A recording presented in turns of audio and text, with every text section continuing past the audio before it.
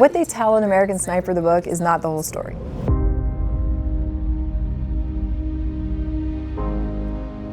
He was gone a lot and doing a lot of things. In the beginning, it was a lot of adrenaline and love for Chris and what he was working on. I think some of it was a coping mechanism just to stay busy. It was like you could take his body but not his spirit.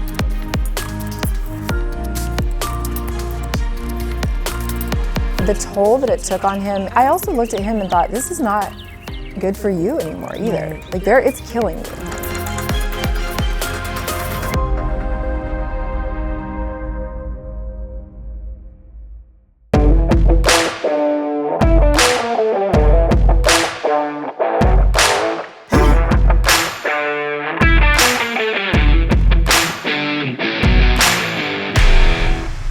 You are listening to Reinvented. I'm your host, Jen Eckhart, and we are coming to you from stunning Midlothian, Texas. You know, since this show's inception, we have continuously raised the stakes in featuring legends of American heroism, comeback tales from the trenches that shine a light on the true spirit of human resilience.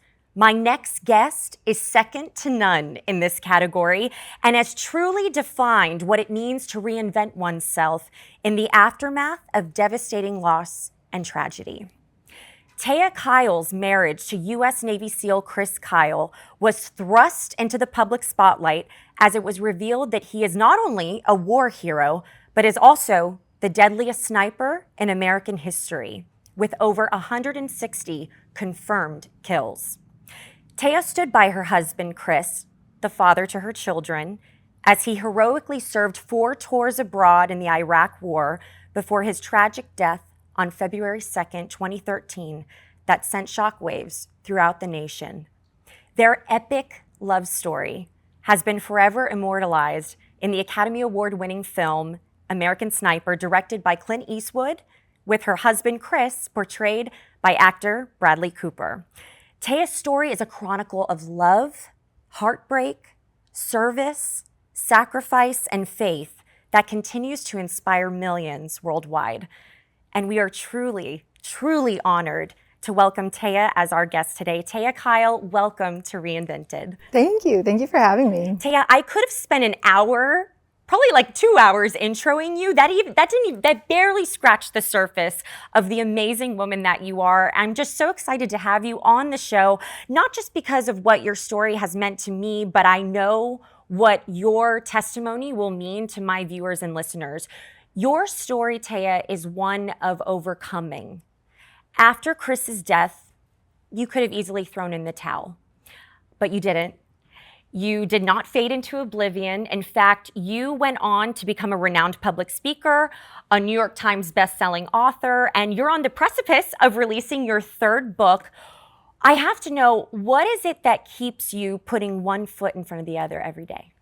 It's a great question. I think in the beginning, it was a lot of adrenaline and love for Chris and what he was working on. And I think some of it was a coping mechanism just to stay busy and try to outrun grief, to a certain extent.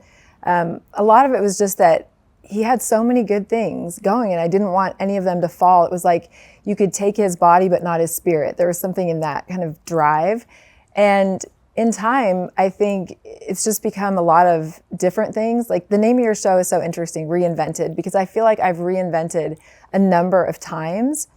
And not by my own will. I think it's been definitely God's will, and he's forged me and changed me. And today what keeps me going is really just faith, and I'm interested. I think I'm in a place now where I'm more healed, so I'm just interested in what I'm doing. It's not so much adrenaline anymore. You shared on social media a quote, and this is a direct quote, 2 stone cold facts that might surprise you about my love story with Chris Kyle. 1, being happily married was one of the hardest things you've ever done. And number 2, living out your faith, as you just mentioned, has challenged you more than anything else. You have proven, Taya, through your example, that it is possible to have life after loss. You continue to rise above your pain and grief. You use your platform to honor Chris's amazing legacy while also providing hope to those who are suffering through tragic times. When tragedies happen, we often ask, like, why God? Like, why me? Did you ever have moments of doubt where you questioned your faith? Like, why me? You know, it's interesting, I didn't, but I think that's also part of how God prepared me in advance, because we had these opportunities that were awful, tragic, horrific, and still opportunities when our friends died. And we would witness these young widows our age, and we'd talk about, like, there's no rhyme or reason to this. You know, Chris would run down alleyways with bullets flying by him and come out fine. And somebody else would get off of, you know, a helicopter and maybe it's their first mission and they die. And so we, I think, had that, like I said, opportunity to really process that. And earlier in my life, my aunt had a daughter who died tragically in a way that nobody could have predicted. Nothing could have stopped it. She did everything right. And I remember her telling me when I was a lot younger, there is no fair. There is no fair. Yeah. And so I think from a very early age, God knew what was going to come. Mm-hmm. And I think of it like an amputation. If you had a kid who was going to have this amputation, there was no way around it, what would you do? You would talk to them and you would tell them in little bits, little doses, you'd prepare them. You wouldn't flood them with information and you wouldn't scare them, but you'd introduce them to people who had survived things, right? And then eventually, along the way, you give them more information. Then you're with them when they have the amputation. And then afterward, you say, okay, here's what we're going to do. We are going to build you up. You are going to go out into this world and show everybody that this doesn't stop you. Right. Most importantly, yourself, right? And I think that's really how God did it for me, is he gently prepared me without me knowing he was preparing me. That's usually how it works. Right? Yeah. And so I really wasn't angry with him. And I, at first, thought really that I was I thought, okay, so I could see all of the people that were, I mean, they were being blessed through Chris's death in a way that nobody wanted to be blessed this way, but there were some of his teammates who were reconsidering how they were with their families. And there were people who had renewed patriotism. You know, lots of different stories of people coming forward and things changing. And I thought, maybe we're just sort of a sacrificial lamb in some way here. You know, maybe this is just God's greater purpose and it's just ours to endure. And a friend of Chris's said, she was a widow, Chris's and mine, it was his teammate's widow, who said, no, Taya, I think God cries with us. Oh, you know? Wow. And I went, you know That's what, I think powerful. you're right. He didn't want this. This was somebody's free will. Mm-hmm. You know, God didn't plan this. He will use it. He certainly didn't plan it. Right. You said something really interesting just now. You said, I was not angry at God. Yeah. I can't think of anyone. I mean, if this happened to anyone in my life, the first person they would blame would be God. Yeah. You know, you traverse the country as a renowned public speaker. You serve as a beacon of strength for women, not just women, but especially those with a connection to military, veterans, first responder communities. You are very outspoken about your faith. You are a woman of faith, and that's why I was so excited to have you on the show, because I am as well. You know, faith played a huge role in your marriage to Chris. You once said, I forget which interview it was, but you said, we went to church, and if it was like a band of misfits, it's our kind of church. Yeah. I've never closely identified with something you've said so much, because I grew up in like a stuffy Catholic church where I felt stifled in my ability to like really explore the Christian faith and get to know God on a personal level. You know, I've always loved churches that have sort of a come as you are approach, you know, give me your tired, your poor, your huddled masses. How has your faith kept you grounded amidst seemingly impossible circumstances? So it's that I feel like I've seen everybody suffer, and I know we're all going to suffer. Mm-hmm. And yet I see God's beauty through all of it. And so, first of all, why would I be immune, right? Like, what would make any of us think we're immune from suffering? And so it's just a matter of how well we suffer, right? Wow. And I think that was Jesus' example was, you know, he wasn't treated well. And yet he lived with love and kindness and faith, and he was strong. People forget that. He was a bad A, himself, the way that he hung with the misfits. Right? He hung with the gamblers and the degenerates. He did. But you know what's interesting about that is he didn't spend all of his time with people who were doing wrong. He spent time with people who were imperfect but wanting to do better. Right? And so then if you look at the Pharisees and the people that wanted nothing to do with him, he spoke truth to them if he asked. But he didn't go down there trying to change everybody's mind like, that's not where he spent his time trying to say, oh no, you need to change this, you need to fix this. It's like he led by example and wanted them to come. Mm-hmm. But if they weren't interested, he wasn't begging. Right. And I think that's a really fascinating part of faith too. You don't have to be hateful to somebody else. And if they're open to it and they want to know, you share it. And if they don't, they get that choice. There's a quote I love, which reminds me of what you just said, where I forget, I'm probably going to butcher it, but it's like, I don't care. He's the kind of God that doesn't care how far you've strayed or how far you've run, as long as you come back home. Exactly. Right. And the interesting thing too, to me, is I used to think of the Bible as like a set of rules. And I was like, I wasn't one to really want to follow them, right? Were you a rule breaker? A little bit. I was like, don't tell me. I'll probably want to do the right thing. But you don't do well with authority. No, I really didn't. This is why we're like best friends. Yeah, I'm exactly. The same way. Don't tell me what to do. No, I didn't. Yeah. In fact, at one point I said, Dad, I think I might, join the military. He's like, no, not a good decision. And I was like, why? He's like, because you don't handle that. Like, you don't handle being told what to do. And I was like, oh. I didn't like it when he said it, but I'm like, okay, that's actually a good point. You're the boss. Or I'm floundering, and just making mayhem, but at least I'm doing it my way, right? So anyway, yeah, I think the cool thing is that my dad said it well. He said the Bible is a recipe for happiness.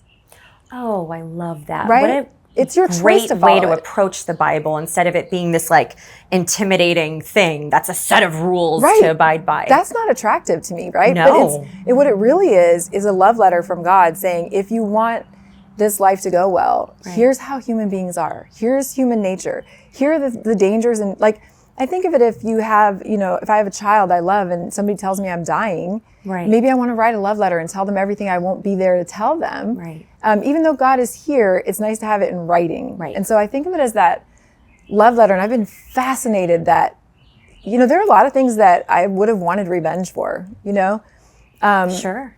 And I just realized, like in the Bible, it says vengeance is God's. And I trusted that before I wanted it, And now looking back, I go, well, that makes total sense. I'm so glad that I didn't, seek revenge, even when I think I could have. I think I could have done some damage. Easily. You still could, probably. To a number of people. I wouldn't mess with you, Taya Kyle. I don't know. But I'm just saying, then I was like, you know what? It's not mine. And it's such a more peaceful existence. So it benefits me. Yes. It benefits, and I believe that vengeance is God's. I do believe that he's got a plan for me, you, everybody. And he is in control. Yeah, he'll get, even when you don't think he is, he's in the driver's seat. Right. And he's not going to stop pursuing the people who are doing horrible things. Yes. I love that. Love that. Also called karma. Yeah, exactly. I want to talk about grief for a minute, because a lot of my viewers and listeners who are tuning in, they want to know your thoughts on grief. Yeah. As someone who has been through it. And it is a process, and it's never ending, really. Mm-hmm. There's a quote I love by Vicki Harrison that says, grief is like the ocean. It comes in waves, ebbing and flowing. Sometimes the water's calm, sometimes it's overwhelming. All we can do is learn how to swim. You are an Olympic swimmer by now, but healing is not linear. Right. And grief is messy. As I said, it's a process. For my viewers and listeners out there who are tuning in, who are grieving the loss of a loved one, mm-hmm. What is your advice to them right now? Yeah, I think it's grace. It's grace for yourself, grace for other people who are grieving the same person you are, because we all grieve somebody differently. And, my kids, Colton and McKenna, each grieved differently, and we don't get to pick our coping mechanisms. They just sort of appear. And so we all kind of did it similarly in some ways, differently in some ways, and at different times. A lot of couples who lose a child end in divorce because they're grieving differently. And so my big thing is grace. I wanted to outrun it. I wanted to figure it out. I wanted to do it well. I wanted to hurry it up or some, and there is none of that. Like, it's the biggest act of submission I've ever experienced. And, sadly, we lost a lot of other things in the last decade, in addition to Chris and Chad. Some family members who were close, just relationally, people handle grief in ways that are different.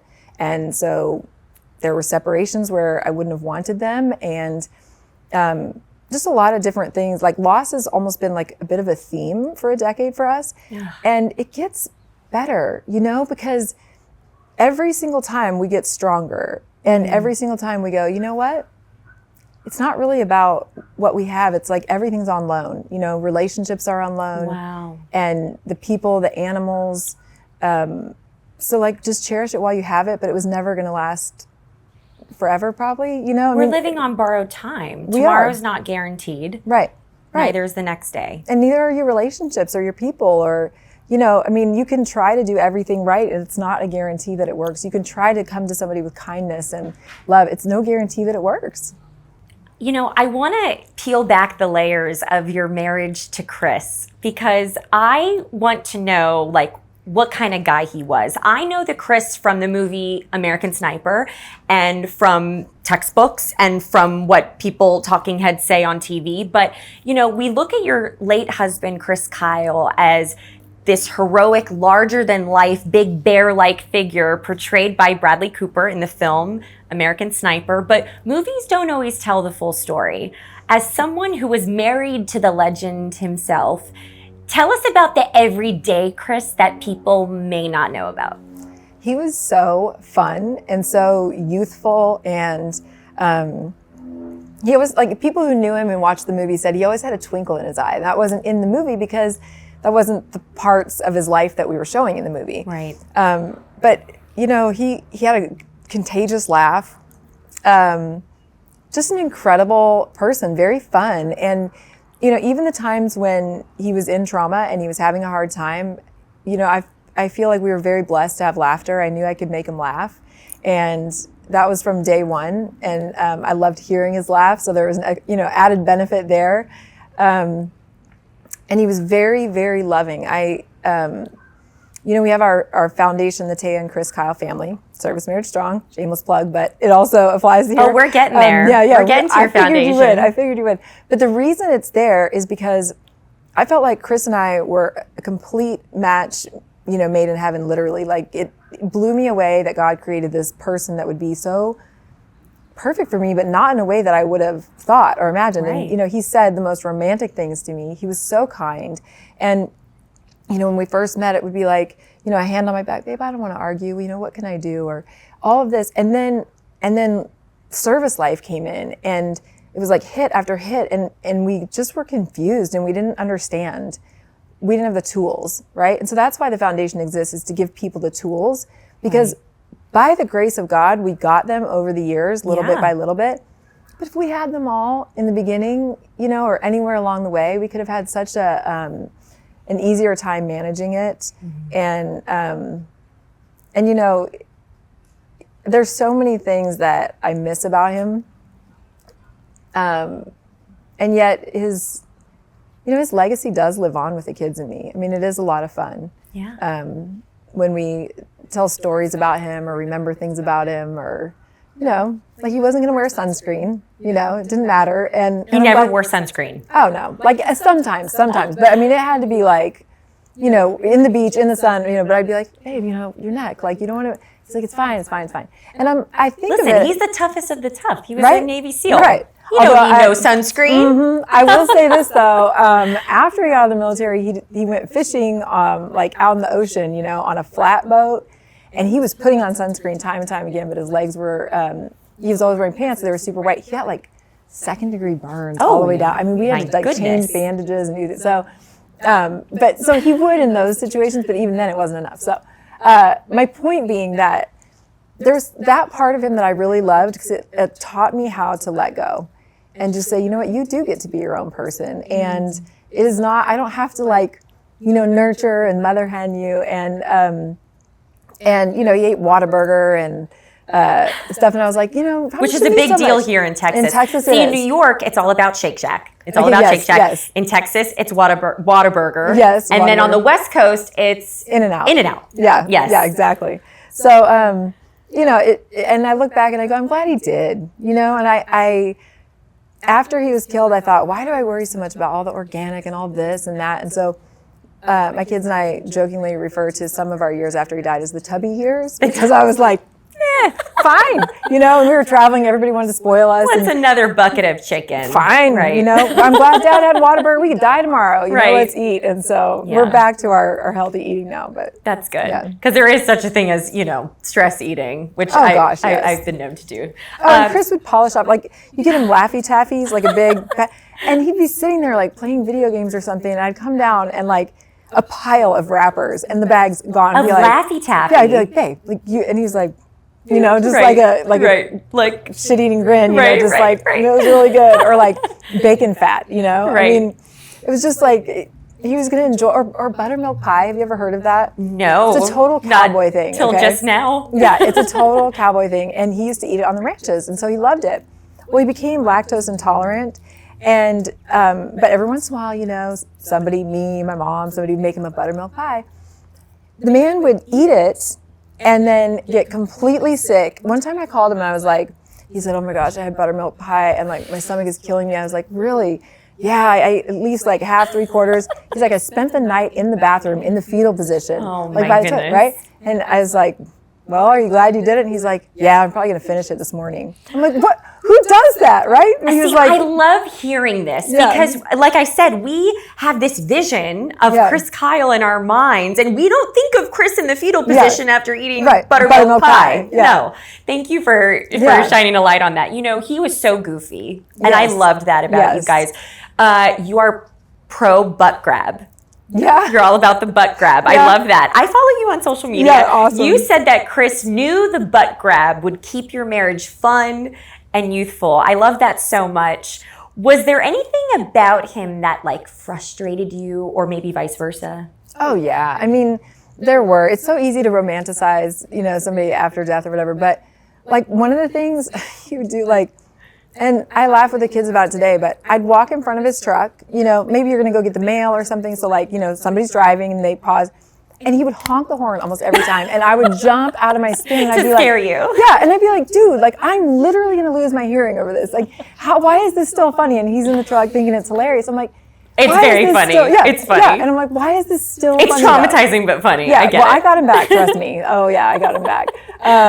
But yeah, so I think that kind of stuff, the only thing that like genuinely I think frustrated me, he grew up in a totally different home as far as communication style. And so my parents were like, talk, and his parents were like, you better watch and figure it out. Bottle it in. I mean, that's not necessarily what they said, but that was whatever he understood from it is you shouldn't need a lot of words. Stiff upper lip, internalize. And I was like, just say what you want. Right. I will do anything. And he knew that. I would do anything.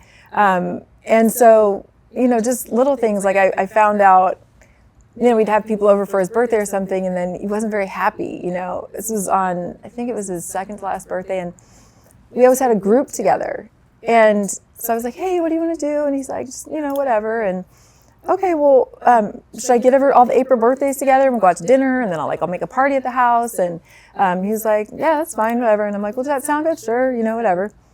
Okay, so we go through all this, and he's just not happy. Like, he's not happy at all the whole night. And we get home, and I'm like, why are you not happy? Like, he's like, I don't want, like, a whole party. Like, it's my birthday. And I was like, I asked you. And he's like, I know, but, I mean. Right. And I said, well, I said, you were playing video games and seemed to be, like, having a day off video game. Right. He goes, yeah, I would have liked you to sit in there with me. Aww. And I'm like, Chris, I would have sat in there with He's you. so simple. Of course you would have. All day long if you had told me. Right. But you have to like use words and tell me. Communication. Right. And so he was like, he just, some of those things, I would say that was an area where I was like, I will do this. And I think it came from a good place really of, he's thinking I'm doing what makes me happy, which is to throw a party and do all of that. Right. And I think I'm doing what makes him happy. Right. So it's a good place, but it was like the execution, I'd be like, just tell me. Right. Chris, much like you, was an American patriot. And yet you disagreed with him continuously returning to combat. You know, it was clear he felt a sense of duty to his fellow servicemen. There was a powerful scene in the movie American Sniper where your character, portrayed by the amazing Sienna Miller, says, "I'm making memories by myself while holding a newborn." That was tough to watch. You know, and I'm sure relatable to so many other single parents out there who are going through the exact same situation. You know, Chris believed in God, country, and family in that order. It's not often that you hear people place country before family. I'd be remiss to ask, but I mean, can you give us some insight into why that distinction was made? Yeah, I think, well, the military tells you that, first of all. It's God, country, family, period, you know? Wow. And I actually do get that. And a part of his, you know, I think a lot of military people think they're fighting for the family as well, right? Their own families. They're preserving this great country. And I do appreciate that, and I believe that. And yet at some point, it was not only beneficial for us, but I was watching it, you know, what they tell in American Sniper, the book, is not the whole story, right? Right, of course. And It never is. Right, it never is. And there were a lot of things that they didn't, but he was gone a lot and doing a lot of things. And so, you know, the toll that it took on him, and they're not supposed to send him out as often as they did, like technically not supposed to, but they would always do it. And they said it's needs of the Navy, you know? And so I also looked at him and thought, this is not good for you anymore either. Right. Like it's killing you. Right. And You need your family. and he knew that, right? But so when we got out, and one of the best things, I think for me to hear, one of those things I think God prepared and allowed for me to have this moment, I would hear, or a couple of them, he told me, Taya, I'm not going to tell people to get out of the military, but if they're asking, he would tell them, I have more joy with my family than I ever had in the military. And so, like, for me to hear that was really important, I think, and to see it in him. You know, he always was like, if I die, I die. If you go out in a blaze of glory, you go out in a blaze of glory. But after he got out of the military, I remember him saying, I want to be a grandfather. Like, for the first time in my life, I want to live till old age. And that's beautiful. I wish I had been here when our kids were little. And, you know, so I just think some of it's perspective. And when you're dedicated and you feel like if you're not there, you're quitting on your team. Yeah. And that's what they drill that into yes. you. Yeah. And then you break off of that and you go, wow, there's so much depth here, Right. you know, at home. Right. You know, we're filming this episode of Reinvented at your beautiful home here in Midlothian, Texas, and the songbirds have decided to chime in. Listen, that's like one of my favorite sounds in the world. Awful for podcasts. Oh no, Awful it's for beautiful. podcasts. So my viewers and listeners, if you're hearing some birds chirping, just we're on a beautiful prairie in the middle of sunny Yes, Texas. That's what you're hearing. It's Yes. ambient noise. Yes, the editor did not add these. This is al natural. Yeah, exactly. Which, by the way, Jen, side note about birds, do you know there's like it's part of God's creation that I just go, oh. But there's something about the sound and vibration of birds chirping that does something to, I don't know if it's our serotonin, but it's also like our wake up. I feel myself getting happier. Right? Don't you? I mean, it's just, I don't know, I'm like, so I feel a little blessed to hear him chirp. It is so calming here. Yeah. There is just such a calming presence about sitting here with you. It's like a sanctuary. I think I said that when I first walked into your home. That was the goal. Yeah. Yeah. Well, you have more than accomplished it. You know, Thank you. Chris, as you mentioned, served 4 tours abroad in the Iraq War. You have been on the record saying, quote, the military attacked your marriage.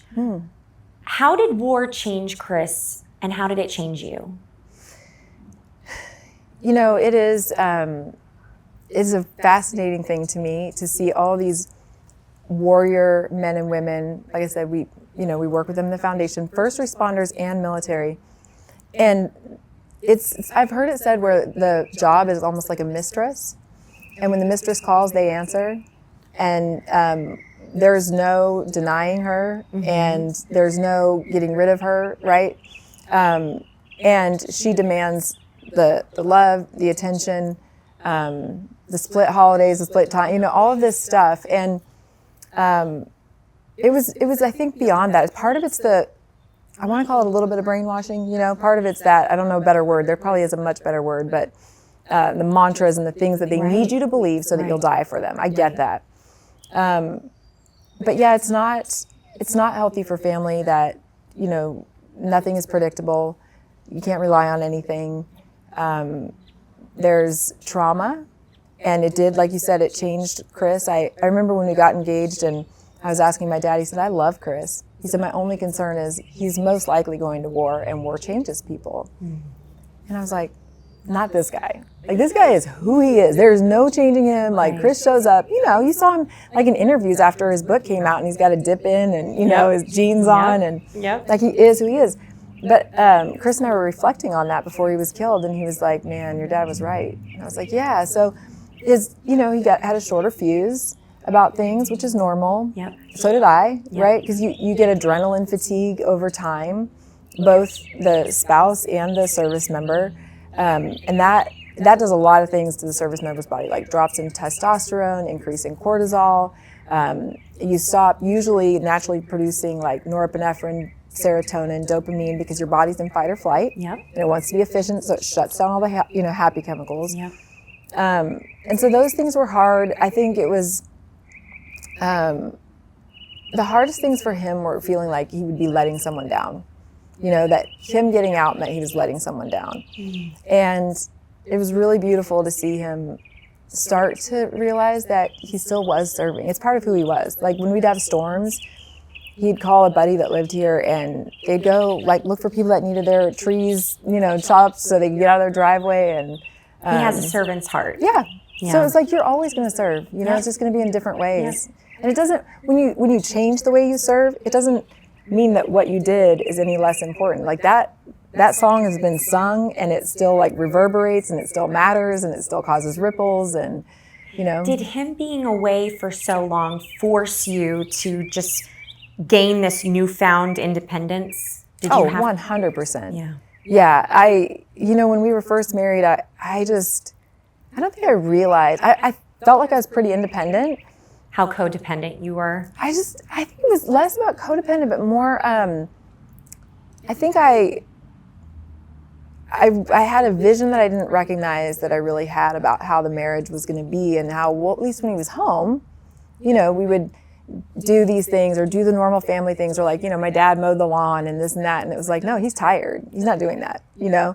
And his need to relax and pull back, and like, he already spent a lot of time with the guys at work, so he didn't want to hang out with them when he got back. So there was a lot of isolation there too, of, you know, his teammates there and home here, and there's no overlap. But when he came home, he needed that respite that I was happy to give him.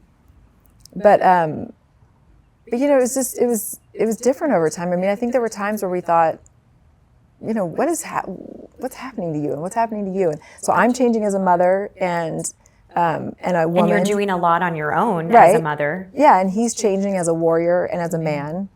Like, but we're doing it in separate worlds. And I remember feeling like when he died, I thought, you know, this is the same dang thing again. He is living in a world that I can't even imagine, and I can't visit. And he's the only one that has the information, right? So if he was overseas at war, I can never visit that world. He can come to my world and visit, but I can't there, and I don't know what it's like. And I think that can be difficult too. What are top 3 traits of Chris Kyle that, in your opinion, every husband or partner should strive to have? Oh my gosh. Okay, so I used to tell him all the time. By the way, a lot of people wanted me to ask this question. Really? Yes. Okay. It's about to get real. No. I used to tell him all the time, you should write a book. Like, the things he would say were so sweet and romantic and kind. And like, write that down. Get a pen. Yes. I'm like, dude, you should write a book. I mean, he literally, what was it? Before we were engaged, you know, I was sitting on his lap, and we were in front of a bonfire. And I know there are quotes like this, and I can't remember exactly how he said it, but he was like, I really could have never imagined someone like you. And even if I could have designed someone, I couldn't imagine somebody as perfect for me as you, right? What a sap. Listen, what a romantic. I know. Oh and my then, goodness, Chris Kyle. And then there was another time where I was like, I was reading a book, and I said, I know that faith says we have one life, but this book is saying like, maybe we have more. And I was just very curious about reading about all these things. And I mean, I was at a time where we were buying a house and I was pretty stressed. So I didn't think I was like a great person to be around at the time. I was like working a full-time job and he goes, home buying stressful. Yeah. And I said, what do you think about that? He said, I don't know. I think there's a lot of things we don't know the answers to, but what I do know is if we do get to more than one life, I can't wait to live the rest of them with you. Stop it. My Right? goodness. I know. This is the toughest of the tough I know. Navy SEAL sniper. By the way, deadliest sniper in American history Yeah. who is saying these things. Yeah. Unbelievable. I know. And you know what's interesting too about that is, so from Chris's first kill, and I can't remember which movie book says what, but what actually happened was his first kill, a mom put a grenade in her son's hand, pulled the pin, and then pushed her son over to this group. That was the first scene in American Sniper. That's what I thought they got that, yeah. And so he had a minute where it was like, I'm going to have to kill a kid. Right. Right? And by you the way, see that. Kids loved Chris. And he was like, puppies, horses. The guy was amazing. And so, and he just was like, I think in that moment, he realized I have a choice. It's either, and you know this from the movie, like take his life or these Marines die. So he does, and then he shoots the mom too, right? Because it's like, you did it. You killed him. You're the one that deserves to die, not the kid. Right. And I think from that time on, it was all about saving, not killing. And so it's an interesting, like, I don't think God liked it one bit. And I think he used it to put something different in Chris's mind about that, such a clear choice that you're so sure that it's all about saving, not killing. That opening scene in the movie is a difficult one to watch. The whole movie is difficult. Yeah. But that one scene in particular where it depicts Chris Kyle being tormented over having to shoot and kill a child that's armed with a bomb heading towards his convoy. Yeah. Right. Chilling moment. But what I thought was so interesting and just spoke volumes of Chris's character that I thought the movie did a very good job of portraying is that, at the end of the movie, they said, somebody asked him, like, well, what keeps you up at night or what haunts you the most? Mm-hmm. And his response was, what haunts me the most are the men that I couldn't save. That's right. I just got chills even just now saying that. Mm-hmm. Was there any particular aspect of his service that he battled with most that he shared only with you in private? Yes, I can give you that. It was this feeling that, and he got it from, I can't remember the name of a book, but he was saying this guy said it really well, and he wished he had had the words to say it, but to try to explain to people who knew you, including his family that he grew up with, who you are today and how you've changed is impossible. And so you feel very distant, like you can't reconcile the two.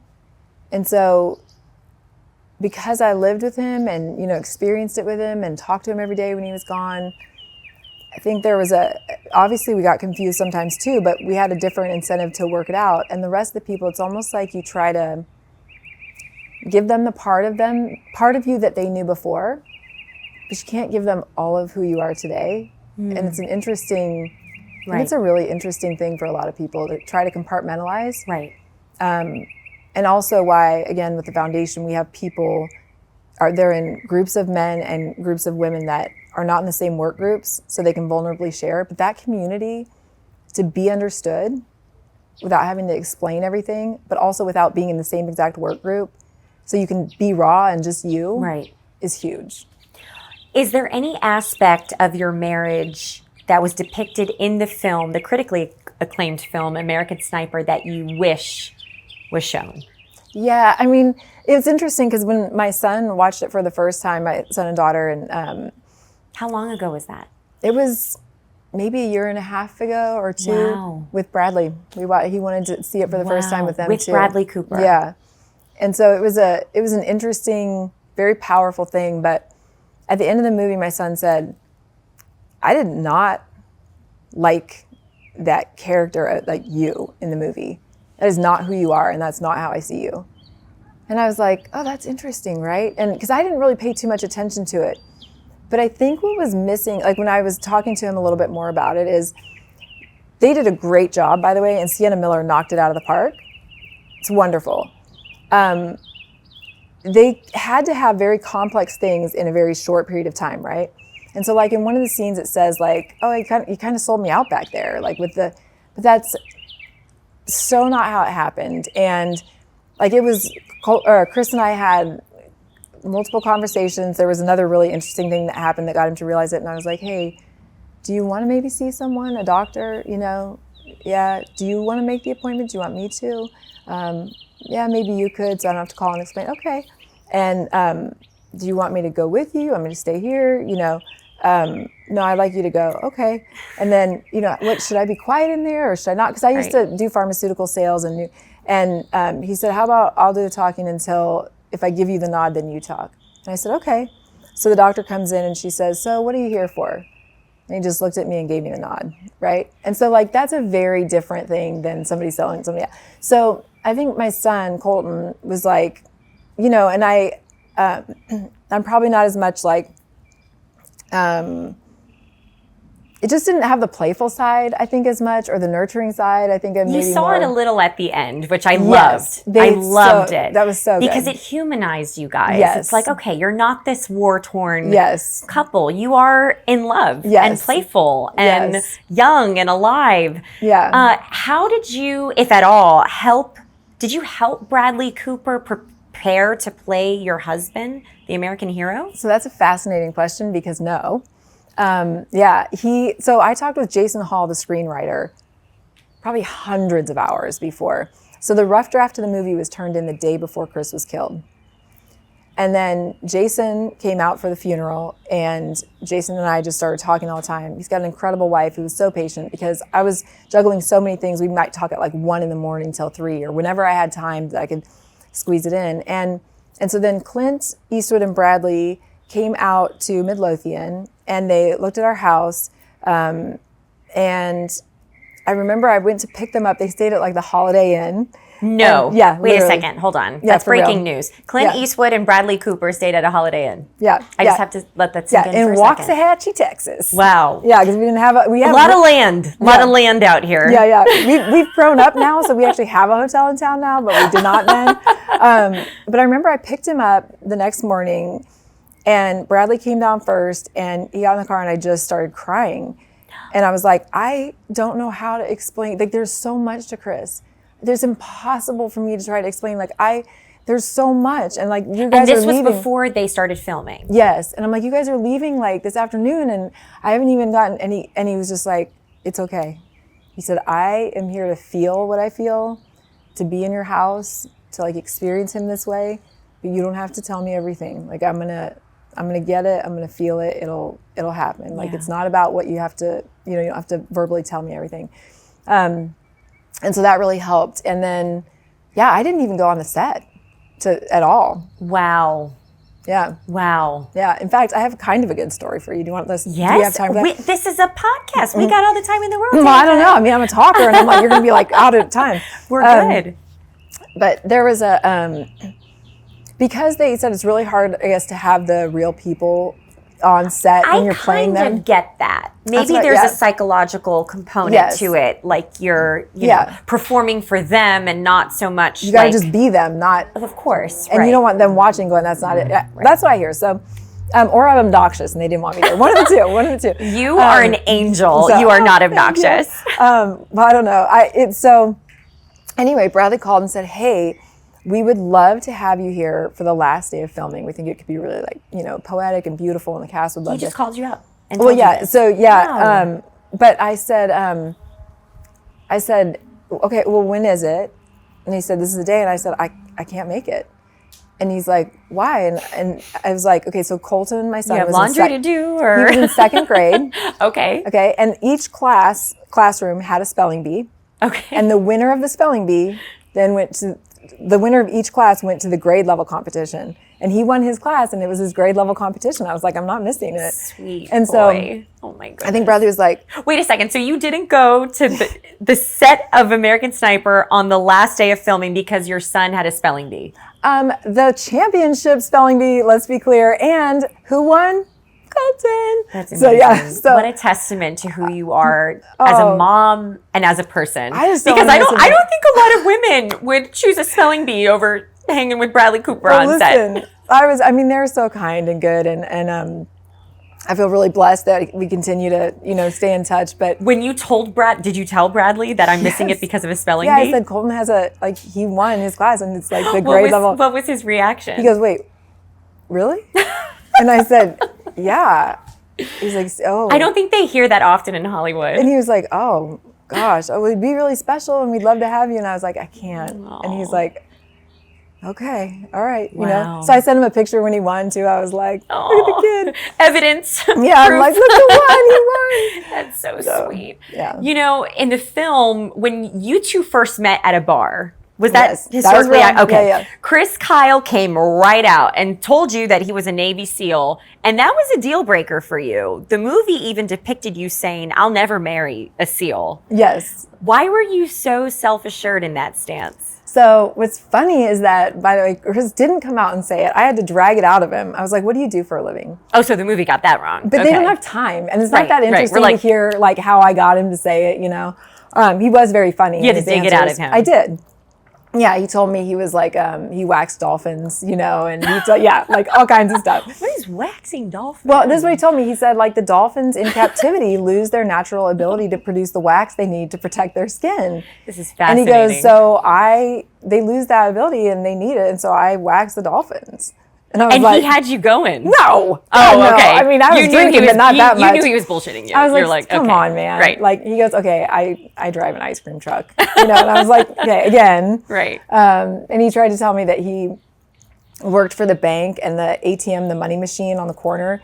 He's like, I work at that specific one. So the next time you're getting money out, wave at the camera because I'm the guy back there, putting the money out. I was like, dude, I am not that dumb. So, I love how playful you guys are. Yeah, he was just having fun. And so anyway, when I got it, he said, no, I just graduated BUD/S. And I said, oh, okay. So you're a SEAL. And he's like, yeah, well, I just graduated BUD/S. And I was like, okay, well, I know all about you. He's treading lightly. He doesn't want to lose you. Yeah. Well, and he's reeling you in. Yeah, that. I think he was also humble. But I was like, oh, I know. So you're egocentric, egotistical, glory-seeking. I mean, I was not kind. But that is only because I had some information from, of course, elsewhere. And then he just looked at me and he said, I would die for my country. How is that self-centered or egotistical? And I was like, oh. I'm like, okay, felt about this big. I was like, okay, you're the real deal. I get it. And so, yeah, and then I was like, well, and then when he said, well, I guess I better let you go, because I was, there was a lot of things happening. And I was like, well, no, wait, and he said, he was like, well, you said you never dated a SEAL. And I said, no, I said I wouldn't marry one. I was like, and he's like, well, then in that case, I better get your number, right? And I was like, okay.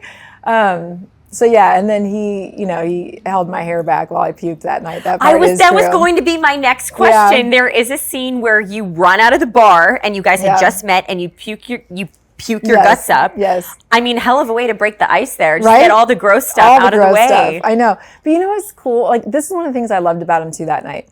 There was somebody that was kind of annoying my girlfriend who I was there with, and I thought, oh great, this SEAL is gonna be all and so I was kind of handling my business and I looked around and he was just kind of chill against the stool and he looked, he goes, you good?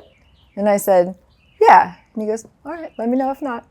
And I was like, okay, this guy's cool as hell. He didn't have anything to prove, Right, he was like, do what you want to do, but if you need me, I'm right here. And he was just so that's what made you kind of change your mind. Well, yeah, and then I asked him later, after we'd been dating a while, I said, let me ask you something. I said, I was difficult the night we met. What made you stick with it? And I had a lot of walls built up. I'm like, why'd you stay dating me, right? This is what he says. Can't make this stuff up. He goes, well, and he was very serious. I worked with a lot of difficult mayors in my life.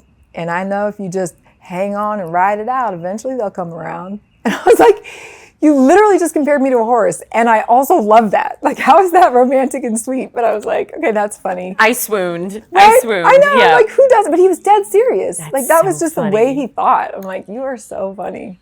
When I think of your guys' love story, I think of my own parents because my father was this self-proclaimed bachelor, the most eligible bachelor. He was the president of there was an actual bachelor's club in South Florida. That was a real thing. Oh, I bet. But when he met my mom, it was game over. Yeah. I feel like that's how it was with you guys. Yeah, he was just, he really was. And honestly, that's the other thing he did. Like that, when throw back to the question you said about things other guys could do. He called me the very next day, like in the morning, to see, did I get home okay? Is he good? He was like, when can I see you again? And that's so important, by the way. Right? To make sure that your partner or whoever you're dating gets home safely. That is a pet peeve of mine. Mm-hmm. If a guy didn't make sure that I got home safely, deal breaker. Out. Right. And there's none of this coy, like, oh, I'll wait and I'll make her wait. And no game playing. No. Real women don't have time for games. They don't. And I mean, he, like, the first time I called him and it was my aunt died, and it had been, quite a while of him being the one to call. And he was just so kind and asked all the right things, like, how do you feel about that? And just all this. Well, the next day when I talked to him, he said, man, after I got off the phone with you last night, I ran in and jumped on the guys' beds and was like, Taya called. I told you she'd call. And like a kid at Christmas. Yes. Oh my God, like he had just seen Santa Claus or something. Yes. And I'm like, to tell somebody that is so endearing and so lovely, because it's like, you are confident as hell if you're going to be able to say that, right? And so I just love, like, call me and be like, I am madly in love with you. That is all I need to say. What a beautiful example. Chris Kyle dedicated his life serving 4 tours in Iraq to then assisting fellow veterans like him who suffered from PTSD. He tragically lost his life at a shooting range in Texas at the hands of a fellow veteran he was trying to help. He was so beloved that his funeral was big enough to be held at the Dallas Cowboys Stadium. It was the longest funeral procession in the history of Texas, too, so yes. And you're right, it was streamed, a lot of people watched, and it was interesting because he was so humble, and we actually got to have the conversation before he died, because a friend of his died in December. More nature, I'm bringing I know. Live for my viewers and listeners, we now have toads. Yes. We went from songbirds to toads. Yep. What's next? Listen, I mean, who knows what's next? This is Texas, man. Yeah. We just roll with it. We roll with the punches. That's right. It's a sanctuary. It's nature. I said,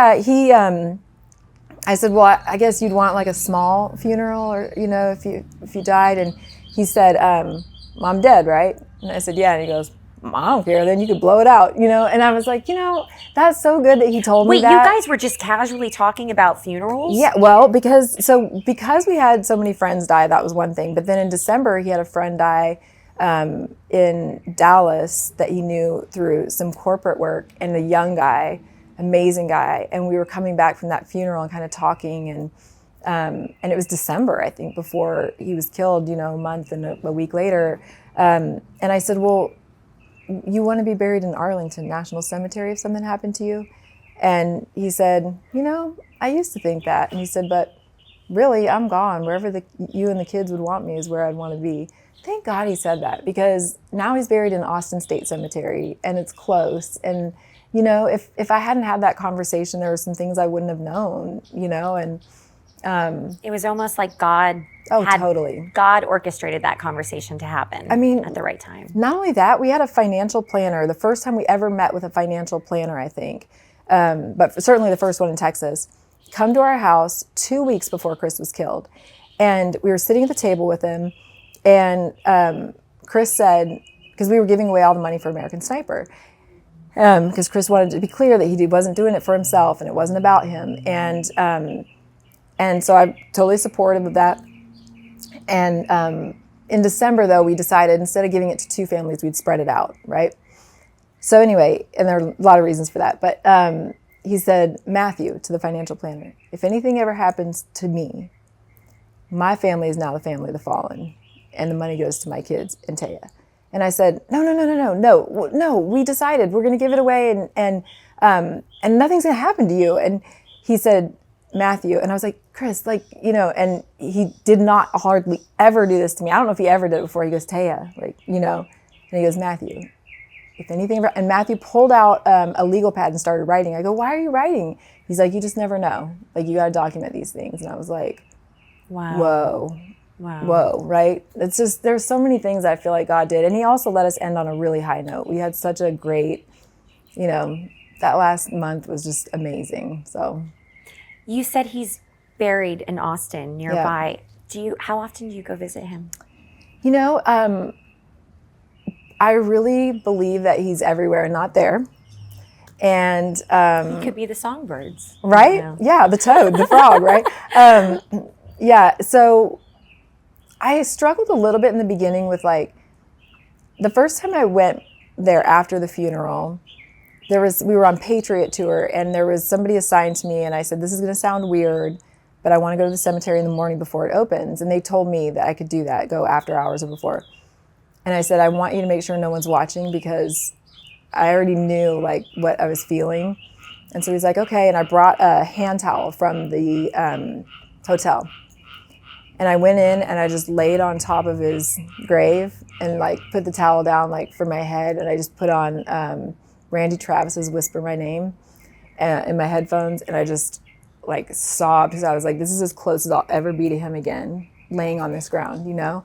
And we just happened to have a stop there for Patriot Tour. And it would have been really embarrassing, I think, if I thought anybody else was watching, because it seems very dramatic. But not at all. You know, but at the time I was just it. like, I just want this for myself. Just don't let it, if anybody comes, just tell me and I'll get up, you know. But and then after that, I went another time on like some kind of momentous day. I don't remember what it was, and it just didn't feel right. I was like, I drove all the way down here, and this is, you know, you're not here. And so now it's like, if we're around Austin and I want to go, or we can go, but I just can't make it like I have to be there for this day, because it's just not there. He's not there, you know? Right, right.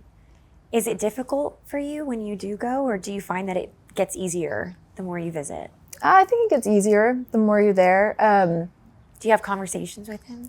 I do, but not, I actually haven't as much in the last couple of years, although I did have a few things with the kids lately where I was like, dude, I know you're so proud. Like, I know you're just tickled with them. And you want to tell yes, Dad. Yes. And so, but other than that, I don't, I can go there now, I think, and it's not as hard. But I do feel, there was one morning I woke up, and this is strange to me too, because, you know, you feel so, like you have a 2-ton weight on you all the time when you're grieving, and you know, you'll never be the same and all these things. And I remember waking up one morning, and I woke up and I was like, I felt joy like I had before he died, in a way that it was like very poignant. I was like, whoa, I feel like the weight is off, right? Yeah. And it could almost make me cry now, actually, because it was such a big moment for me. And as soon as I felt it, it was like, I'm feeling this because he's not here. Like, because the weight of that is gone. And then all of a sudden I was like, did you leave? And I was like, come back.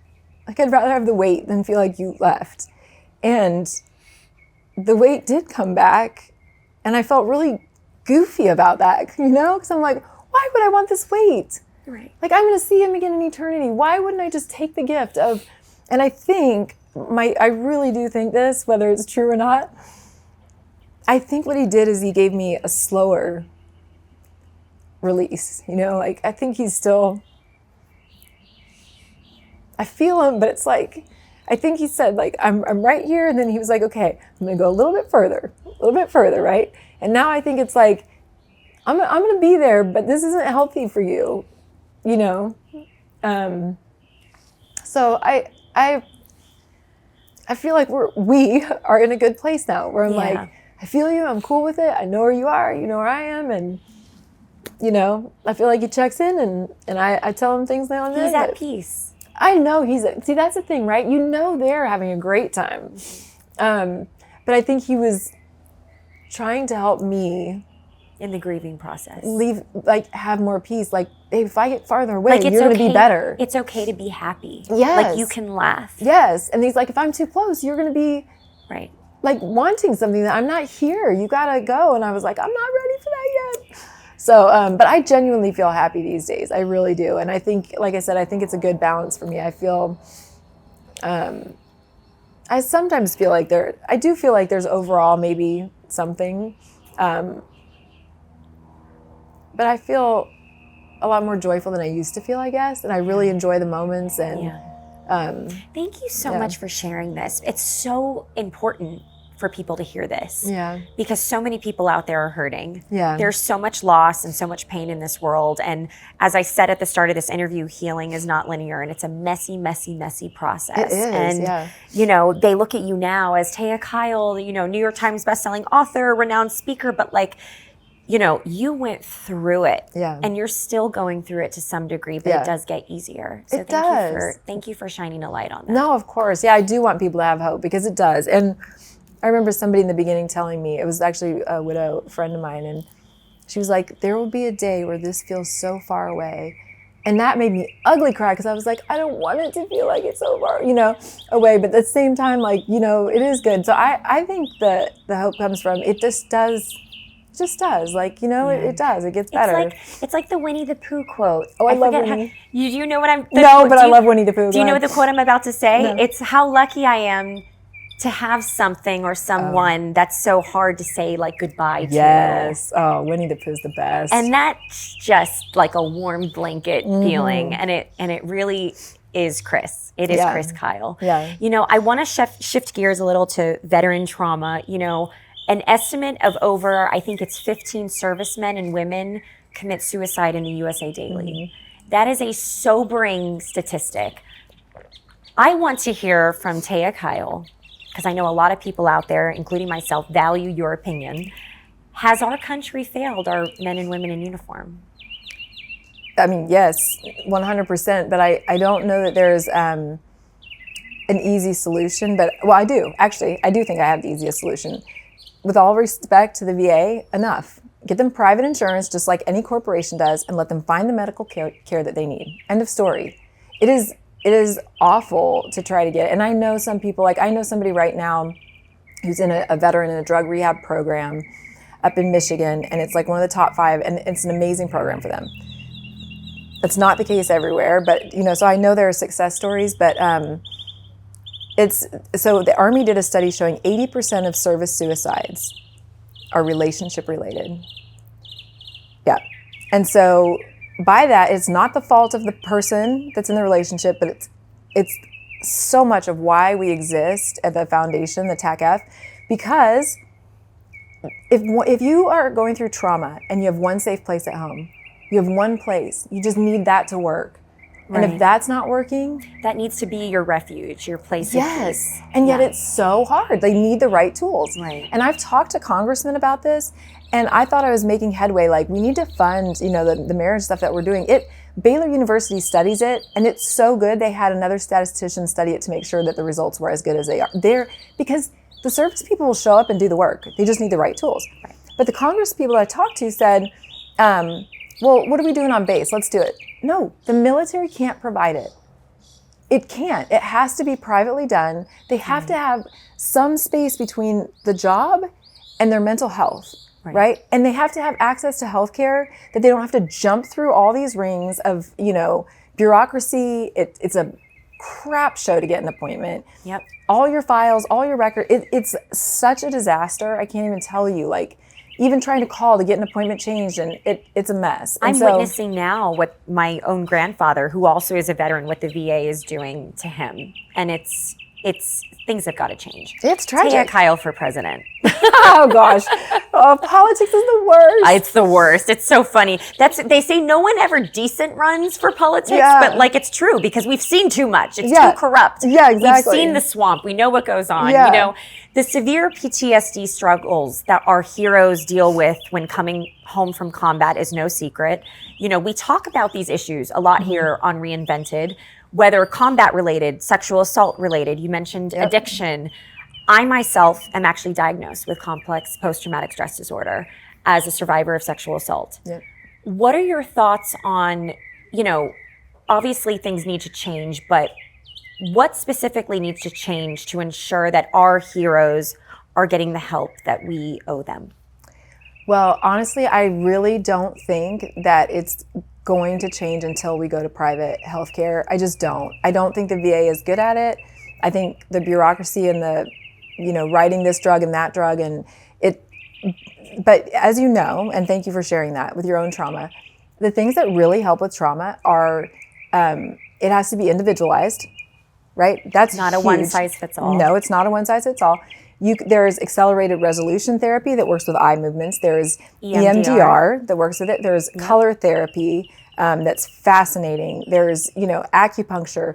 People have to find the thing that works for them. Right. Private healthcare, they can get some of those things. And then the other thing is that safe place, which, obviously I'm going to be an advocate of our marriage programs, because the best thing that I saw for Chris is like he needed someone to be the advocate in a way that, again, not like the movie said, but that's like, how can I be the one? Because I've been there, you've been there. You're not going to want to call the front desk. So, side note, kind of example, but one of my friends was like, Taya, why are you not getting the medical care that you need? After Chris died, and I was like, I'm too busy, I'm this, I'm that. I don't want to call the front desk and talk to somebody who could tell the whole town whatever it is. And she's like, what's going on? She has no confidentiality. Been there, done that. Right? Yep. Then you go to the nurse, then you go to the next person that takes, and you got to tell every single person. I didn't even want to give the lady who I called at the Crime Victims Treatment Center my last name. Exactly. My email. Exactly. So that's where I'm like, you need somebody that you trust who can walk it with you, which is why I think that our program is so successful in helping, because who else, other than your spouse, to say like, you're not, like I had a really good girlfriend too at one point, and I said, I'm feeling better. Like, do you think I'm better? Like, I feel better. And she goes, I think you're better, but you're not where you need to be.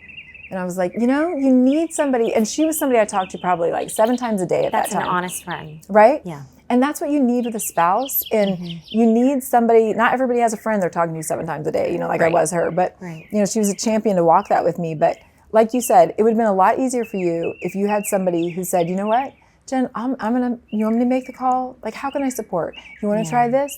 Well, I've noticed you're not quite, like I would tell Chris, like, babe, what makes you happiest when you come home? When you play with the kids, you are laughing and work does not even matter anymore. And he was like, yeah, I think you're right. So how about like, I'll be making dinner when you come home, whatever, you just play. Yeah. And he would, but you need somebody on the inside to say those things to you. Right, to kind of hold your feet to the fire. Yeah, and to watch and say what really does work for you and what really doesn't. Because when you're in trauma, you don't really know. That's the problem. Right. It's too overwhelming. You don't. Why do you think there is such a stigma surrounding our military men and women receiving mental health treatment? 100% I know why. I went through it myself. I know Chris went through it. Because if you think you're strong, and usually if you're in the service, and I know you're strong too, you think, I should be able to mentally get around this. I should be able to overcome this. I don't need help. You have this tough exterior. Or I need help, but like, I got to mentally figure it out. Like, I'll help myself, or I'll, So you acknowledge there's something you need, but you think if you just tried harder, if you just read more books, if you find the right person, if you, something. And so, typically, like I remember somebody telling me, if you had diabetes, you would take your medicine. When you have a chemical imbalance that oftentimes is caused by trauma, because your body goes into fight or flight and stops making the happy stuff, you need a chemical to, and you know what, it's not like the other thing I got weird too, like, well, I don't want some synthetic chemical and it's like, no, it crosses the blood-brain barrier and tells your body to make it. Your body is making it, it's all, and then you need to know that like, it might take a couple of tries and a couple of different ones. Trial and error. Right? And it's not forever. Right. But every single strong person I know starts to feel better when they take them and then stops taking the medicine, right? Which I've done it too. And then you're like, wait, I still have to take it? There's something that doesn't make sense to us, I think, when you're used to trying harder or being mentally tough, getting you through things, it doesn't make sense after you have trauma. Because you're like, it's not working. What I usually do doesn't work. Right. So it takes I think that's 100% why. It just takes a total mental shift, and it takes somebody from the outside helping you see it. And it takes surrender. 100% just surrender. Kind of like throwing your hands up. Like that was it for me. I was like, I can't do this alone. Right. That's Jesus, it. take the wheel. Yeah, exactly. No, it's so true. We hear constantly about veterans receiving mental health care, inmates receiving therapy, addicts following, the 12-step program to achieve, sobriety. You started the Taya and Chris Kyle Foundation. What did you call it? It's TAC-F, because like Taya and Chris Kyle Foundation. I like that. TAC-F. It's so much easier, and that name is so long. But I tried a lot of different things, a lot of different reasons. But no, but it's great because you guys are beacons of hope, and your marriage and your love story. It's what makes you you. I love the name, well, honestly, of the foundation. I tried to do it without my name in it. And then after he was gone for a while, the board members and people were like, no, it has to have your name because you're still alive. And we need somebody living. And I was like, and you're the one that is really keeping his legacy going. You support service and first responder couples rediscover the strength of their marriage. Yeah. What was the genesis of like what precipitated this idea? Yeah. Like, did you have a conversation with Chris? Like, what was it? Yeah, we knew that we needed to get more, help to more people. And then after he died, I thought, you know what? We got to end on a high note, and I want that for everyone. And so if they lose someone, they get that. And then if they didn't lose someone, I wanted them to have my long game. And my vision was like, we're going to be old, grandparents, Christmas, fire crackling, laughing and cuddling on the couch. Like, people should get better as they get older, not worse. We shouldn't have grumpy old couples. Wow. They should be the happiest they've ever been. They've had longer time to work at it. Nothing is worse than when you're like out at a restaurant and you look over and you see that couple and both of them are glued to their phones and they're just staring at their screens. Yeah. No, and it does require work. You got to put the work in to have that happiness. And there's nothing more worth it in the world, because having a happy marriage is like the best feeling in the world, and struggling in marriage, I think, is one of the lowest, right? Yes. But it's so great when it's good. And so, because it sets the foundation for everything. Yes, equally yoked. Like, let's go. Let's take on the world together. So that was really the thing, is I wanted people to have that. And the other thing was, if Chris and I had all the tools sooner, how many more years we could have gone through without being like, what is happening to us? What's wrong? Right. I'm doing a hard shift here from talking about marriage strength to gun control. You famously went toe-to-toe with then President Barack Obama on national television, I believe at a town hall event regarding gun control. Yeah. You have been passionately outspoken about taking away weapons from the healthy majority. Given the insane amount of mass shootings in the United States, where do you stand today on getting this issue finally under control? Or do you feel at this point it's just a lost cause? No, I feel like it's such a red flag that, like, where are parents and kids disconnecting? Where are, educators and kids disconnecting? And by the way, I'm not blaming any group.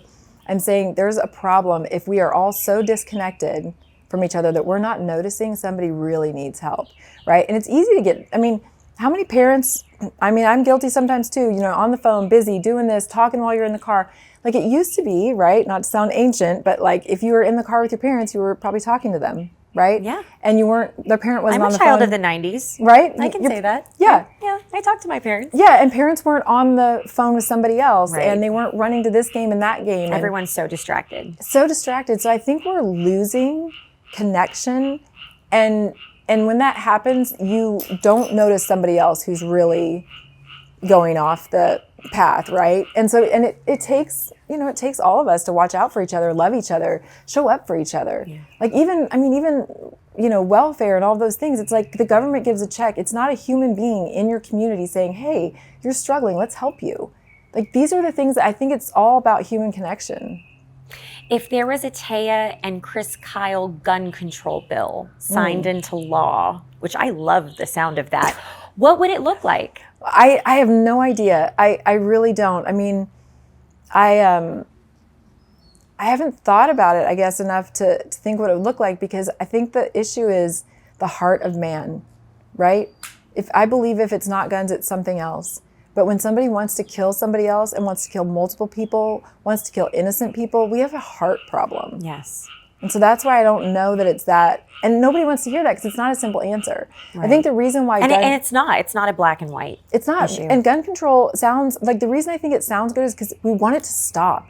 And so we go, let's just make a law and make it stop. Right. If it would, that'd be great. I just don't believe that happens, right? Right. And so I'm like, no, the harder answer is the truth. I think Chicago has some of the strictest gun control it's the worst laws in the country, and they have like the most shootings there. They would say it's because it's Indiana or something else. It's like, come on, guys. Sure. Okay. Like, you know what I mean? Deflect. Yeah. Right. I'm like, no, it's more complicated than that. There's a heart issue here. Yeah. And both people have to be able to be, one side can't be weaponized and the other can't, right? There's an accountability factor when both sides are are able to take care of themselves, which is where the country started in the first place, right? Is that the government wouldn't have rule over man and man wouldn't have rule over government. Like it all kind of was like, hey, we're equal here. Like let's work together. And sadly, it's kind of tipping. You know, we are in an election year.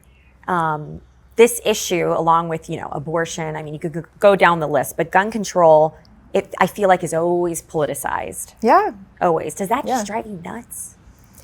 I think the whole thing about what really drives me nuts is that with politics, we are trying to simplify things that are not simple. And I mean, really, if I thought I could solve all the issues in politics, this is what it would be. There would be term limits on all, right? But with term limits, you have to have term limits on the staff. Because everybody who's in politics will tell you that the staff runs most things, and that when the congressman or senator leaves, the staff is still there. The leftovers. So you bring your staff, you leave with your staff. Term limits, and then it'll have to be a lot more simple, because you wouldn't be able to do anything if it wasn't simplified. Right. So that's like, I really believe it, but who would have to get that voted in? They're not going to do it. So would you require a mental health assessment for people going to go purchase a firearm? I think, so here's the deal. I think you could, but you're going to miss a bunch of people. So like the guy who killed Chris was not, he did not have according to psychiatrists on prosecution and defense, he did not have PTSD. He never had a traumatic event in his life, never saw combat. It was a heart problem, right? Like this is a person who's not making good choices. He didn't have a mental illness. And so my problem with that is it gives us the illusion that we'll be safe. Like I don't have a problem if you want to do mental assessments, my only problem with it is we want an easy answer and it's not the answer, because somebody will still do what they're going to do if they have a problem with their heart, if people aren't holding them accountable. Yes. You are getting into a bit softer territory. You are a best-selling author with your book, American Spirit, which profiles 30 individuals from different backgrounds who have conquered hardship, which is a huge reason why I started this show, Reinvented. You have now authored a children's book. The book is right here, and it's called Prayers for Bears. It is a story about Bailey the bear, who teaches us the importance of gratitude in all seasons of life, which is very difficult, by the way. Yes, thank you. Where did this idea stem from? Okay, so I am so passionate about this book. Thank you for asking. So really, my kids and I, right after Chris was killed, I remember saying to a friend of mine, I don't know what we're going to do for like our house or like a job. I mean, I worked a bunch, you were in college pharmaceutical degree work. sales. Yeah. It wasn't that I couldn't work. I was just in a time of saying like, I don't actually know what's going to happen right now. And she said, Taya, you will always have a roof over your head and food to eat. And I'm like, yeah, but that's what I'm saying. I don't even know about the roof over my head. And she goes, no. You will always have a roof over your head and food to eat because people love you and you love people. And there will always be someone who will help you with that. And so even today, it's the roof over our head and our food to eat. And then Bailey, which Tori Monk is the best illustrator. Like, it's just, I don't even know if you can see on my cameras. That's so sweet. That's so cute. Bailey, it's a bear dreaming of a fish. Dude, Bailey comes to life like in ways that it's just incredible. Okay, so anyway, of course, this is my brainchild, and she puts it in this art that I love. But so Bailey is finding like on the day where Bailey's parents always say, "Give thanks, sweet child, and always pray. Thank God for good in the life, or thank God for the good in life today." But there's a day where Bailey has nothing to be grateful for, and so then Bailey's parents teach the lesson that my kids and I had, which is, thank you for the roof over my head and my food to eat, my little bare paws and my little bare feet. As veteran community, not everybody has their hands and feet, and if you can't have anything else to be grateful for, you have something, and it does help you. It does help your brain, and it does help ground you. And I think for any age, remembering that, there's a lot of suffering. There's a lot of suck in the world. And there's also a lot to be grateful for. The toads, the songbirds, like sitting out here, you and I have a little wind in our hair. Like, I'm grateful for it. That's beautiful. It's kind of like that saying where people say you shouldn't just worship.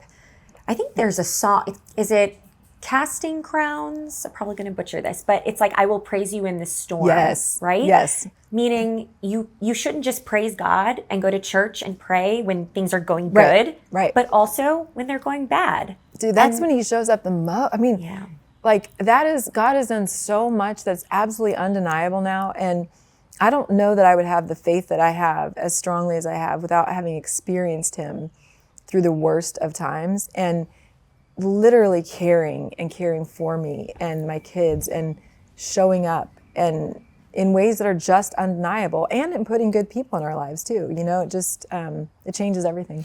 There is an inner child in all of us. Yes. Was there some catharsis for you in writing this? Oh my gosh. Okay. Yes, because in 2008, I think, I was at our house in California, like laundry basket in hand, you know, Chris was gone, and I was praying, God, what is my purpose? What is my purpose? And I thought of a children's book and I got chills, right? And then I did the whole thing that I think a lot of us can do, which is like, there are so many people in the market, it's impossible to get published. Like, you know, I just kind of was like, that would probably never happen. That was long before American Sniper.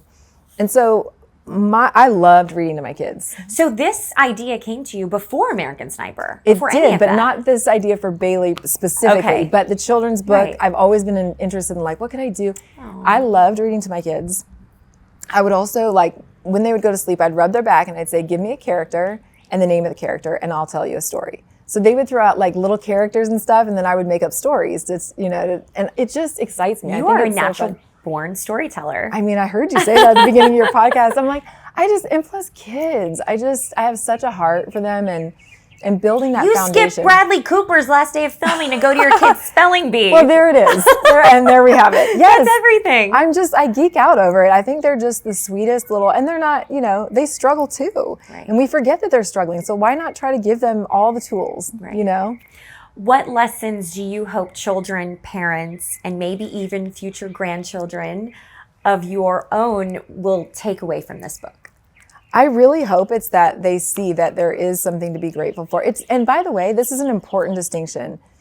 It is not like, don't be sad because everything's good. Right. It's like, you can be sad. There are sad things and there are good things at the same time. They can coexist. Yes, and so I don't want people to think, oh, it's Pollyanna, because it's not that. I mean, Bailey has a rough day. That's still true, right? Bailey's been through it. Yeah, right. and it's still, there's still something to be grateful for. And I'm hearing the birds, and there's People Magazine was interviewing us the other day. McKenna said the sweetest thing, and she was like, you know, she was talking to her brother. McKenna, your daughter. McKenna, my daughter, thank you. Was talking to Colton, my son, and saying, you know, he said, there are so many things to be grateful for, McKenna, you know, and she goes, well, like, I don't know. I mean, I love the birds, but it's not really a blessing. They're everywhere. You know, it's not like they're for me. And he said, just because a blessing happens regularly doesn't make it any less of a blessing. Boom. Can we get Colton a podcast? Yes. Wow. Amen. I can't believe that's a direct testament to you being a mother. I can't believe that's an actual conversation between my kids, right? siblings. Thank you. That's God. I'm like, God gave me kids so much better than I deserve. But we laugh about that too. I'm like, there's no way I deserve these two, but thank you. So yeah, but I think, and so now it's like every time she listens to them and sees them, she's like, oh, it's a bird, it's a blessing, you know? And I'm thinking like, that's the way to live, because there are enough hard things. So face the hard things and give yourself some balance, right? Because when you're just focusing on the bad things, it's too much. Right. So let yourself have the bad things and the good things, and then you can kind of keep afloat a little bit. Everybody, please go grab a copy. Yes. Bailey the Bear. Yes. You know, shifting gears to Taya's future. Yeah.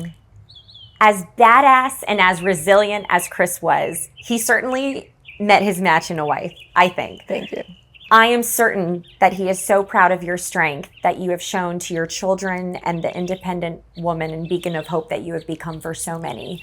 You know, my life is public, yet private at the same time. I am a public figure. I do post a lot on social media, but I do often struggle with like what to share and what to keep sacred, as I'm sure you do. I have to ask, have you ever considered remarrying?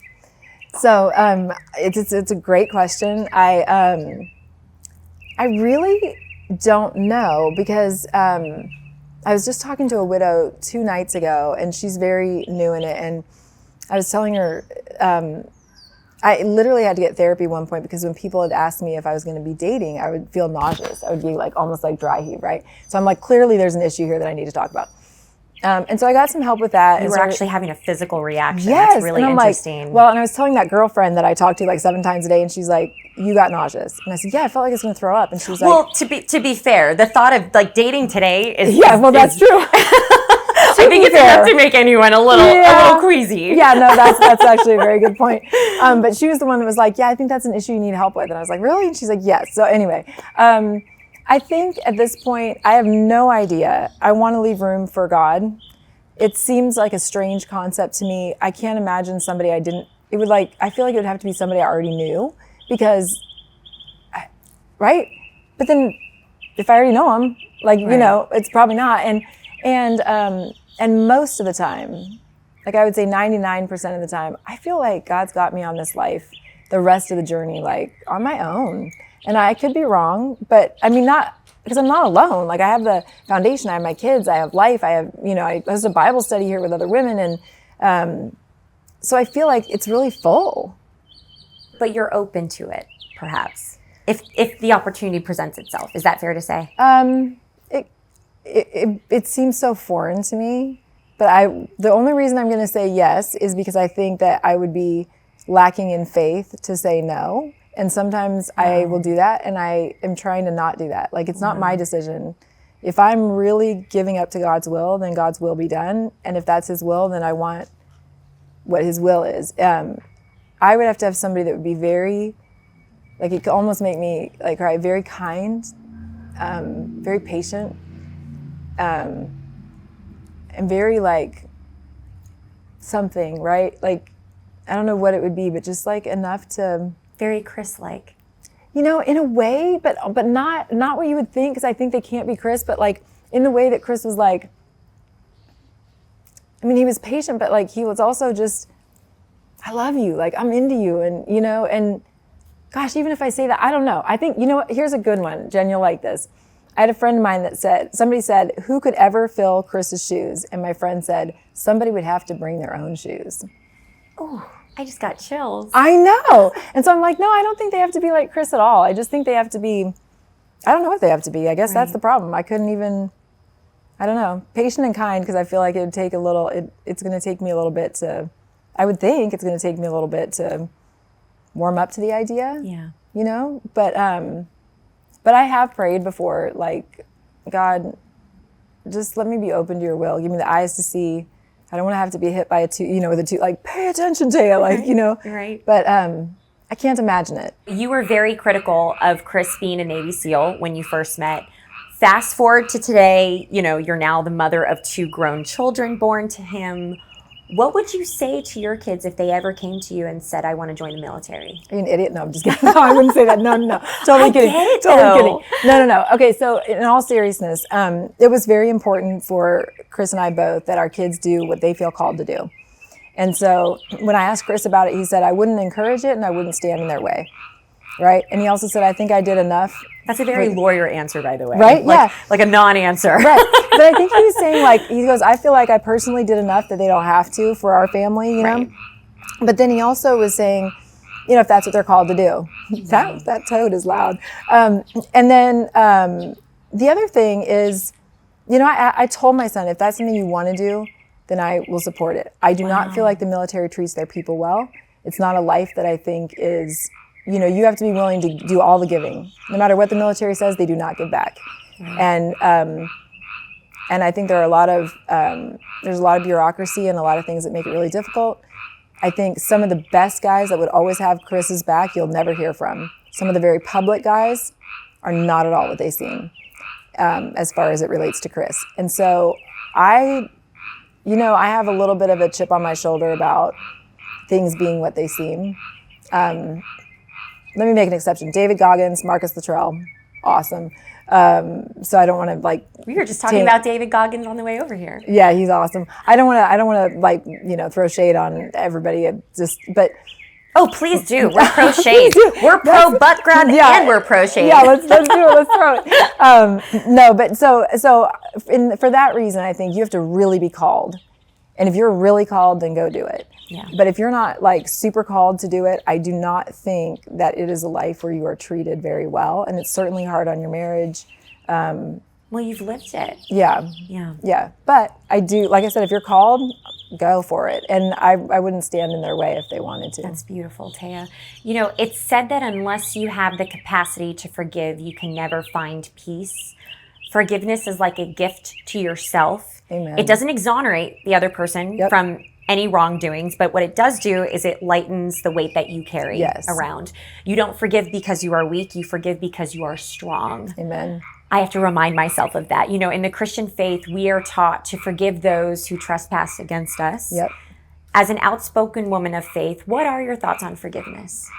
You know, I've done so much work on that, and I feel really solid about where I am now. I think, like everything you said, amen, it's true. I think what people have to understand too, though, is forgiveness doesn't mean that they get to come all the way back into your life. There's always a price to be paid, right? And so even God with the Israelites, that guy's getting loud. He's got a lot to say. Even God with the Israelites, when they were, you know, they had this choice to go into the promised land. They don't do it. They travel for 40 years. And they come back and they say, God, forgive us. And he says, my child, I forgave you the moment you did it. But you don't get to go back to what I originally gave you. Like there's a price to pay, and it's not a hateful thing. It's a trust thing, right? And so I think that we have to be prepared to forgive and then evaluate. Is somebody really wanting to get, like Chris, one of the things I loved about him and I always admired was if he said he was sorry, he would not do it again. I, on the other hand, would be like, I'm sorry, and then I'd do it again and be like, oh crap, I did it again, I'm sorry, right? But there's something really beautiful about I'm sorry, and I won't do it again. That tells you the sincerity, right? So I've tried to learn that, and I feel like I've come to a place where I think I've got it, you know? But like, be careful before you say you're sorry. And if you're sorry, then that's true repentance. That means you're not doing it again. Right, really mean it. Right? And so I think we have to be careful. So if, you know, for abusers or people who are abusive emotionally, mentally, all these things, it's not like, oh, I'm compelled to forgive you as a Christian. You can come back and do it again. That's not it. It's that I forgive you, like you're a child of God, like the guy that murdered Chris. I can say that I can forgive that he is a flawed child of God who, you know, made choices, like he's fallen to temptation. I can forgive that he's a human being that fell to temptation and did things. Right? So that's where my forgiveness goes to. It's not like I can ever say like, you know, the act is okay or that, but as a Christian, I believe that I'm supposed to want what God wants. And I believe that God wants that guy in heaven. I also don't believe it's my job to minister to him. I don't believe it's my job. I believe that he should live the rest of his life in prison because he did, you know, horrific things. So, but it's not that's between him and God. That's between, God can send a lot of people to help him, you know? So, so forgiveness is one of the most powerful things I've ever experienced, though. You are 100% right. There was somebody a couple people actually, who've stolen quite a bit from us. And you're a target as a widow. I think when you're grieving, I didn't realize it. Of course, you're vulnerable. Yeah, I didn't think I was because I don't see myself that way, right? And so that was, but I think I've forgiven everybody. I don't want them in my life. Right. But I forgive them, like, go with God. Like, you're good. You know, I got my stuff to focus on. Set those boundaries because audacity is at an all-time high. Yes, right? Like, I got my own stuff to focus on. And you know, Jen, to your point, how are you going to stay on mission and focus on all the good things and all the things God has for you if you're still focusing on what somebody did? It's not possible. Right. So, like, you know, they're good. You're forgiven. I'm here, you know? You said something, and I think it was the most powerful. You know, we've been talking for a while. Mm-hmm. I knew this was going to happen because I knew the minute I walked into your house and you showed me the bunnies in your room, I'm like, we're like, oh, we're going to be talking. Yeah, exactly. Yes, but we can. You said something just now that gave me chills, and you did say that you forgive the man who shot and killed your husband, American hero Chris Kyle. Did that take you a long time to get to that point of forgiveness? Yeah, because yes, but it's like not, yes, it did. But it's even when you say it, I'm like, whoa. Like, you know, I don't know that I've forgiven him for doing it, but it's like, I forgive him in a way that's like, I forgive you for being a human who fell to temptation. Flawed person. Yes, I forgive that part of you, but I don't go much further than that because he's not a part of my, like, you know, that'll never make sense. That kind of horrific, heinous act is never going to make sense. And and it's never okay. But he also can't occupy space. Like, I have a life to live, and if any of my energy were spent on him, you know, he's like, it's kind of like, you're not my problem. Right. Like, I have my problems. You caused a lot of them, Right. you know? Right. But you are not my problem. Like, I will deal with what's left, and you deal with whatever you know, and you know, I haven't always, you know, I wouldn't be disappointed to know it was hard in there for him, you know, but I'm not, you know, I guess I just put it in my mind, it's just not my problem. Like, my problems are what's Not left. my circus, not my monkeys. Kind you of. often You hear know? that phrase. Yeah, but it is, I mean, the murder trial was not easy either, right? Like, you walked out of the courtroom, I read, during defense's closing arguments. Taya, I love that. I get it. Yeah. I get it. Yeah, I was like, you got to be kidding me. And I had just gotten done with another trial that there's no way. We had all the witnesses, they had none. They won, but then we won on appeal. But before it was appealed, I had just watched something like that go down that was so wrong. And I was like, there's no freaking way that you are going to do this and try to make anything about this look right or anything about Chris look wrong. And I thought I had it under control until I felt like he was shifting blame a little bit, like to Chris and Chad somehow. And I don't even know if that's true. But when that happened, I thought, there's two things that are going to happen now. I'm either going to take off my shoe and throw it at him. Like, literally, like, I was like, I'm visualizing this and I'm going, that's not going to go well. Right. Or I need to just remove myself from the situation. Right. So I removed myself, which was awkward, but I thought less awkward than, you know. And then when I hit the door to go out, I was just like mad, and I like slammed my hand on the door, which it was powerful. And then I was like, oh shit. You know what I mean? I was like, oh no, that's not going to be good. Like, I didn't mean to do that. And then I walked straight back to the attorney's office, and my friend, Sheriff Bill Wayburn, was there. And I remember he scrambled and came after me. And then I just leaned against the wall and like put my hands down and just started crying. And I was like, shh. Like, I know that was bad. I don't know what you know, but I didn't know what to do. And then I think one of the bailiffs came in and he said, you could have just caused a mistrial. And I was like, I'm sorry. You know, really? like, I know. Oh yeah. And he was like, do you understand? And I was like, I'm sorry, I didn't mean to. I don't know what happened. I'm just crying. Like, and he's like, you need to leave. And I was like, I know. Okay, I'm leaving. And he goes, do not come back. And I was like, I won't come back. I'm sorry. And so, yeah. Wow. Yeah. Wow. See, these are the things you don't hear about. No, I don't think I've ever shared that story. So there you go. Look at you getting all the exclusive information. I am a journalist by There trade. you go. It is a gift. It is what I do. Yeah. But I have been in your shoes before. I've walked out of a deposition before. I ripped my mic off. Oh. I've slammed the door, and I've had lawyers say, you know, get yourself together, but you're human. Yeah, it is. Yeah. And you're grieving. Yeah. And you're angry. And Yeah. those are healthy feelings. We are human. We're flesh and bone. And Yeah. I loved it. Yeah, I thought it was great. Yeah, you're like, well, depositions too. I mean, they are on a mission. 10 out of 10 don't recommend. Yeah. I had no choice. No, you don't have a choice, but that's part of the problem, right? Yeah. When you're being deposed, you don't have a choice. Yeah, let alone, you know, sitting across from the man who attacked me while he's smirking. That was not fun either. So no. I have not been in your shoes, Nope, you get Taya, it, though. but I get it. Yeah, it's evil. I get it. It's evil. And evil does exactly that kind of thing, like smirks at you and does the kind of things that are, because you already have some righteous anger. And then when that level of, I mean, I'll just say it, I think it's like demonic activity in somebody, it's like, next level. But I love that we're two Christian women sitting here having a healthy, honest conversation about forgiveness. Yes. And yeah. that, back to our original point, that it is a gift that you give to yourself, not to the other person, Yep. to yourself. Yep. Because you can never really, truly find that peace. Right. Yeah, you carry it with you then. And they don't deserve, you know, they're, be gone.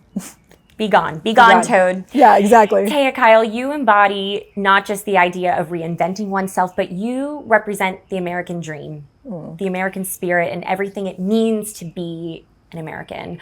I pray that you are reminded each day what your display of courage, of faith, of grace, and humility has meant to all of us on the world stage. I really mean that. I'm getting choked up just saying this to you. Thank you. You are an inspiration to so many, and a lot of people don't know this, but you prayed with me and my cameraman before we even started this interview, and I just wanted to share that with the world because That's a very rare thing. And just thank you so much for the inspiration that you are. Thank you for taking the time to come on Reinvented and for sharing your incredible story on this podcast. Well, thank you, Jen. And I loved, by the way, too, I was like, hey, can we pray? And you guys were like, heck yeah, right. Oh, we're all about it. I know, I loved Jay it. and I, you say prayer, we're Jay, all in. Let's go, Jay. To all my viewers and listeners, be sure to rate, review, and subscribe to Reinvented with Jen Eckhart. That's available wherever you get your podcasts, Spotify, Apple, YouTube, iHeartRadio, you name it, it's there. I'm Jen Eckhart. That was Taya Kyle. Thank you for listening.